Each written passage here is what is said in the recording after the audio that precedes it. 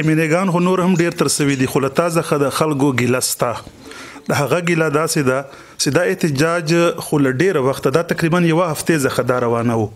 نو تا په اخیری کې ویډیو پیغام راغی وجوهات جی قدرمنو د لټین ټي وي مینوالو السلام علیکم قدرمنو دا څو ورځې مخته کومه د کرونا یو غوغا جوړه شوې وه دلته په اف ار شیرانی کې یعنی سب ډیویژن درازنده کې احتجاجونه او خلک ناستو دا څو ورځې مخته د مفتي صاحب ویډیو رااله چې زبم په دې کې برخه کوم خو چونکه احتجاج ختم سو مفتي صاحب نن راغلی دی له مفتي صاحب څخه به موږ د متعلق پوښتنه کوو بسم الله الرحمن الرحیم د لټون ټي وي مینوالو السلام علیکم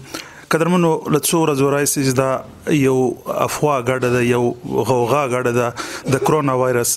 کرونا وایرس په باره کې ډیر دلته اړتالونه وس په روډونه باندې په یعنی زه د سب ډیویژن درازنده خبره کوم دا څو ورځې مخته زموږ د حلقه عین 51 ام ان ای جناب مفتي عبدالشکور صاحب یو ویډیو پیغام راغلی او چې زبه هم د شیرانی کوم سره اوجه په اوجه باندې ولاړم خو چونکه احتجاج ختم سو مفتي صاحب نن راغلی د ځخه تپوس کو سي د مفتي صاحب څه خبره اترې مسرانو سره افسرانو سره وسپې کنه مفتي صاحب السلام علیکم بسم الله الرحمن الرحیم ډیر مننه شکریا زه الحمدلله نن راغلم د درازندې عوامو منځ کې حاضر یم الته یو ډیر لوی اجتماع ته خطاب هم وکړو د جمعیت العلماء اسلام تمام کارکنان ذمہ دار ملګری هم راغلیو او دارنګ چې کومه قومي کمیټه د کرونا وایرس د پیلاو خلاف دلته جوړه شوې ده او کوم دوی خدشات دي د هغې دپاره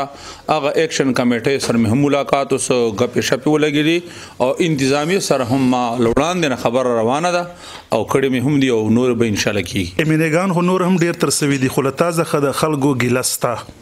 د هغه ګیله داسې ده چې دا احتجاج خو له ډېره وخته دا تقریبا یوه هفتې څخه دا روانه و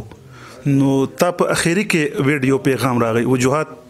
جی ما خو درته وویل چې زه د منګل د اتوار پر ورځ شاید د دوی هغه شروع شوی د احتجاج صفه خبره ده په دوه ورځې د دې کورونا په حواله باندې دوی دوم احتجاج چې جاری و ماته اطلاع ورسېده او چې کله ماته اطلاع ورسېده ما فوراً ویډیو پیغام هم نشر کو او چونکې د ایمنی ذمہ داری دای چې دای حکومت او د عوامو تر منځ د پول کردار هم ادا کی او د عوامو نمائندګي په بھرپور انداز باندې وکي هغه کې ما دوی چې کاش چې د اسمبلی اجلاس جاری و ما په اسمبلی کې د قبایلو او بالخصوص د خپل خلکي د درازند مسله څنګه اوچتوله خو د اسمبلی اجلاس هم هغه نو او بیا هغه نه بعد سبا ته ما تمام مصروفیات چې څومره لوړاندې نه له دوه میاشتو نه ما ټاکلي مصروفیات او ټایم ټیبل او امه ټول ورستو مختک او ما ابل روز یعنی د منګل پروژه زه خبر سوم ما انتظامی سره خبر وکړه د بود پروژه ما پیغام ورکو چې زبا د درازند عوامو سره په دې احتجاج کې بھرپور شرکت کوم او زه دوی سره ناسته کوم او ترغه به هم چې د دوی مسلې شریک یو حل منی رباسه زموږ سکم ډي ایچ او د ډي آی خان په توقیر اخبار کې یو پیس لګیدل یو هغه ویل سیاره موږ ډیر لوی کمال وکړ سی موږ کې پی کې بچت کا او موږ په یعنی قبایلی علاقہ کې د کرونا وایرس یعنی کرونا سنبال کا تاسو به د خلاف څه خبر کول غواړي د ډي ایچ او ما په خپل مخکینی د ویډیو پیغام کې دا ویلیو چې قبایلو سره دوی زیاتې شروع کړي دي ما ته د په یو سترګ ګوري زه خو د دې انضمام لوړاندې نه کایل نه یم خو دوی مونږ سره اوس هم هغه د سوتیلی ما سلوک کوي دا په کوم بنیاد دا خبره کوي چې ما د فاټا د عوامو په نتیجه کې قبایلو په نتیجه کې ما خپل کې محفوظ کړله ولې د قبایلی عوام د هندستان نه راغلي د انسانان نه دي زه د داسې بیاناتو غندنه کوم یا د خپل بیان وضاحت کوي چې ما څه مرادو صحیح دغه لګي مفتي صاحب پښتنې به درځه کو خوږې به هم کولر به داسې پښتنې کو سي خلک اوریدل غواړي کنه تزمر نمائنده خلک پتا بلکې تزمر د دې علاقې نو خلک په دې باندې ما ولن درته سي ګله په دې باندې کوي یو خو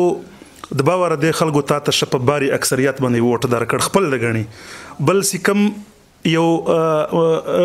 لتا سره په مقابله کې یو کینډیډیټ ولیاړو هغه کینډیډیټ ابل ورځ درنه لراغلی و ناس تو سي کوم دا اوس د خلک وایي چې موږ د ډي ایچ او خلاف څه قانوني کاروایی کوو تبل دوی سره مرګرتیا کوي بیا زما چې کوم ترجیحات دي تاسو لوړاندې معلوم دي چې دالته نن مې ورته ویل کمیټې ته مې دا ویل چې تاسو کومه خبره ماتره په لاس کو زما مخ وړاندې وړم د درازن د عوام د جمعیت علماء اسلام قیادت چې دلته په شریک باندې ما ته کومه خبره راوړاندې کی زه اخر حد پورې د سر رسولو لپاره کوشش کوم جدوجہد وکوم زه د ایوان دننه ایوان بهر زه به دوی سره ولاړم انشاء الله. د خلکو کې کوم ویره چې د کرونا اېدا خطرناک هم د غوري ده او که صدا میډیا له خلکو ډیر سره اوږده کړي ده تسوي چې د خلکو لږ تسلی وسیسه خطرناک هم د غوري ده. زما خو دا خیال دی دغه شک نستا دنیا دې ته د وبا په نظر ګوري او وبا به هم وي خو زه سیاسي سړیم او زه دنیا ته چنن ګورم دا ماته بایولوژیکل وار یا حیاتیاتی جنگ انداز ښکاري او په دې کې ماته د سمراجي قوتونو د CIA سرمایه‌کاري هم ښکاري او دا وجه ده چې چین ډېر په وړاندې د اکانومي په میدان کې روانو هغه ته شاید بریک لګولو یو بریک ثرو لګولو لپاره دا کار کړی د خټولې دنیا معیشت دې سره لاندې لاړ